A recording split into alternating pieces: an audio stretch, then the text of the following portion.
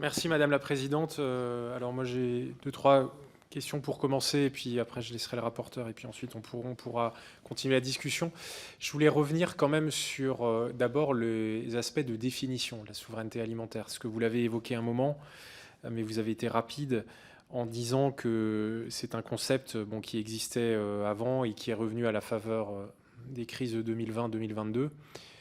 Alors, on nous a à plusieurs reprises bien expliqué lors de cette commission que c'est un concept qui vient d'abord des milieux altermondialistes, en fait, dans les années 90, le concept de souveraineté alimentaire, et qui ensuite connaît maintenant un regain d'usage et d'intérêt par, on va dire, des forces un peu plus diverses. Je voulais quand même peut-être vous entendre un peu plus là-dessus, c'est-à-dire sur le voyage de ce concept dans le débat public. On a parfois le sentiment que c'est un concept qui est de plus en plus utilisé à tort et à travers. Ça devient aussi peut-être un concept fourre-tout. Ça, c'est des appréciations personnelles, mais que je dis.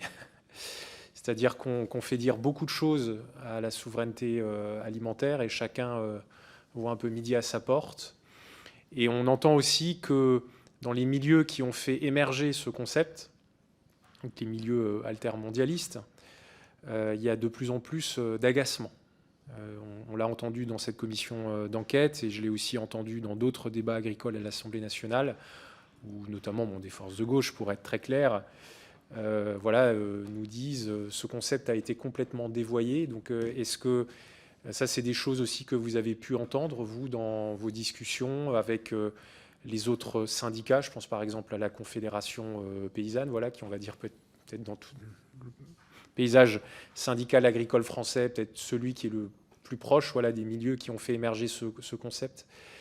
Est-ce que vous pouvez un peu nous donner cette appréciation sur l'évolution de ce concept de souveraineté alimentaire depuis 30 ans? Alors, le débat sur la sémantique existe aussi au niveau européen. Ça me rappelle, ça me rajeunit, quand j'ai été élue à la tête du CNGA, c'était en 1994.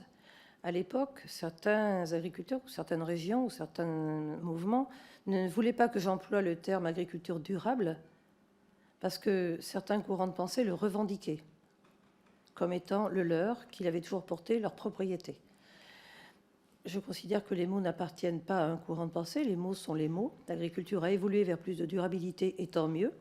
J'ai porté l'agriculture raisonnée, j'ai porté la haute valeur environnementale. Notre exploitation est certifiée agriculture raisonnée, a été certifiée agriculture raisonnée, est aujourd'hui certifiée haute valeur environnementale en production porciniculture et poulet.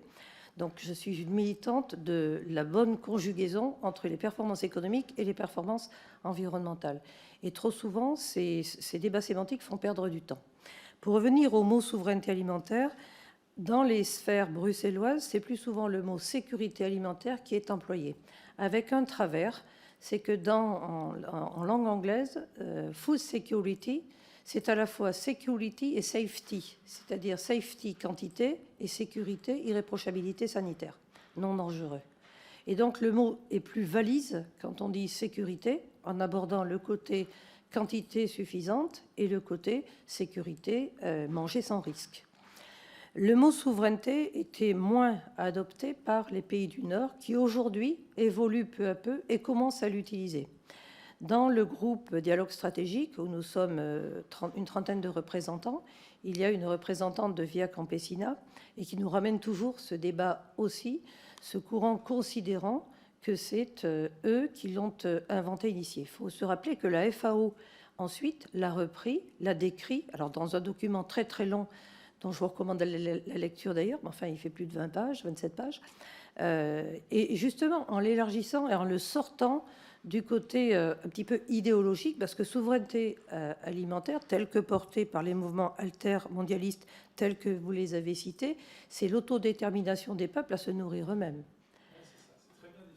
C'est l'autodétermination des peuples à se nourrir eux-mêmes. Dans ce cas-là, il n'y a pas d'échange.